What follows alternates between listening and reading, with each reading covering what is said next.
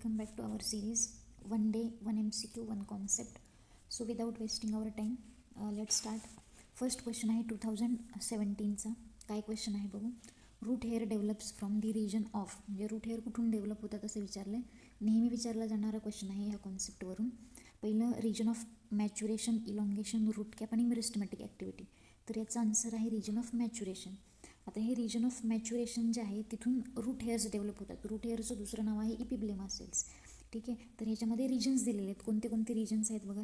सर्वात अगोदर जो रिजन असतो त्याला रूट कॅप म्हणतात. ठीक आहे, रूट कॅप हे थिंबल लाईक स्ट्रक्चर आहे. थिंबल लाईक म्हणजे कसं टोपीसारखं स्ट्रक्चर आहे. ठीक आहे, आणि याच्यामध्ये हे कुठल्याही ॲब्झॉर्प्शनचं काम करत नाही. इथून कुठल्याही प्रकारचं वॉटरचं ॲब्झॉर्प्शन होत नाही. हे सगळ्यात महत्त्वाचं आहे. ॲपेक्सला आहे एकदम. ठीक आहे, त्यानंतरचा रिजन असतो रूट कॅपच्या जस्ट अबव, तो असतो region of meristematic activity. Region of meristematic activity म्हणजे काय की जिथं काय होतात, सेल्स डिवाईड होतात. ठीक आहे, त्याला आपण रिजन ऑफ मेरिस्टेमॅटिक ॲक्टिव्हिटी म्हणत असतो. आता हा जो आहे याला झोन ऑफ सेल डिव्हिजनसुद्धा म्हणतात. याला काय म्हणतात, झोन ऑफ सेल डिव्हिजन. का, कारण इथं काय होत असतात, सेल कंटिन्युअसली डिवाईड होतात. आता ह्या डिवाईड झालेल्या ज्या सेल आहेत त्यांचं इलॉंगेशन होतं. कुठं होतं, या रिजन ऑफ इलॉंगेशनमध्ये. म्हणजे डिवाईड झालेल्या सेल आता काय होणार, ग्रो होणार, इलॉंगेट होणार या रिजनमध्ये. त्यानंतरचा जो रिजन आहे तो आहे रिजन ऑफ मॅच्युरेशन. ह्या ग्रो झालेल्या सेल्स आता इथं काय होतात, मॅच्युअर होतात. त्याला आपण रिजन ऑफ मॅच्युरेशन म्हणतो, किंवा ह्याचंच दुसरं नाव आहे रिजन ऑफ डिफरन्सिएशन. म्हणजेच काय की ह्या ज्या डिवाईड झालेल्या सेल आहेत त्या इलॉंगेट झाल्या, त्या आता मॅच्युअर झाल्या, आणि मॅच्युअर झाल्याच्या नंतरनं जे कॉर्टेक्स असेल किंवा आपलं जे झायलेम आहे, एंडोडर्मिस आहे किंवा फ्लोएम आहे, ह्या सगळ्या गोष्टी तयार करण्याचं काम ह्या सेल्स इथून करत असतात. म्हणून यालाच आपण काय म्हणतो, रिजन ऑफ डिफरन्सिएशन. डिफरन्सिएशनचं कामसुद्धा याच रिजनमधून होत असतं. आणि इथून हे रूट हेअर्स डेव्हलप होत असतात. Root hairs rise from region of maturation. ठीक आहे, रूट हेअर्सचं दुसरं नाव आहे इपिब्लेमा सेल्स. हे एकदम थ्रेड लाईक धाग्यासारखे स्ट्रक्चर असतात, आणि यांचं फंक्शन काय असतं, ॲब्झॉर्प्शन ऑफ वॉटर आणि मिनरल्स. हे काय करतात, वॉटर आणि मिनरल्सचं ॲब्झॉर्प्शन करतात. आणि मॅक्सिमम ॲब्झॉर्प्शनचा एरिया कुठे असं पण विचारतात.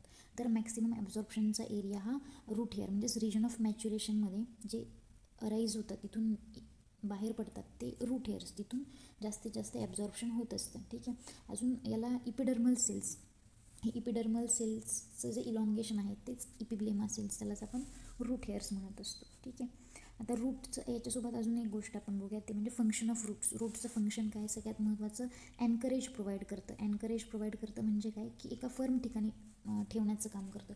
दुसरं काम काय, रूट्सचं ॲब्झॉर्प्शन ऑफ कशाचं, वॉटर आणि मिनरल्सचं ॲब्झॉर्प्शन करतं. तिसरं फंक्शन काय, याचं आपण स्टोरेज, फूड स्टोरेजसाठी बघितलेलं आहे. म्हणजे आपलं कॅरोट असेल किंवा बीट असेल, हे आपण बघितलेलं. फूड स्टोरेज, रिझर्वायर आहे फूड स्टोरेजचं. ठीक आहे, त्यानंतर अजून आपण बघितलेलं की एनकरेज देतं, हे तर झालंच. त्यासोबत सपोर्टसाठी सुद्धा असतं. हे सपोर्ट आपण स्टील रूट वगैरे बघितले. ठीक आहे, सपोर्टचं कामसुद्धा करतात. आणि त्याचसोबत आपण बघितलेलं की PGRमध्ये म्हणजे जे आपले हॉर्मोन्स आहेत, synthesis of plant growth regulators, म्हणजे PGRचं सिंथेसिससुद्धा हे करतात. हे झाले 4 फंक्शन्स. पहिलं फंक्शन आहे एनकरेज देतं, दुसरं फंक्शन आहे फूड स्टोरेज करतं, तिसरं फंक्शन आहे PGR, हे काय करत असतं, PGRचं सिंथेसिस करतं, आणि चौथं फंक्शन म्हणजे वॉटर आणि मिनरल्सचं ॲब्झॉर्प्शन करतं.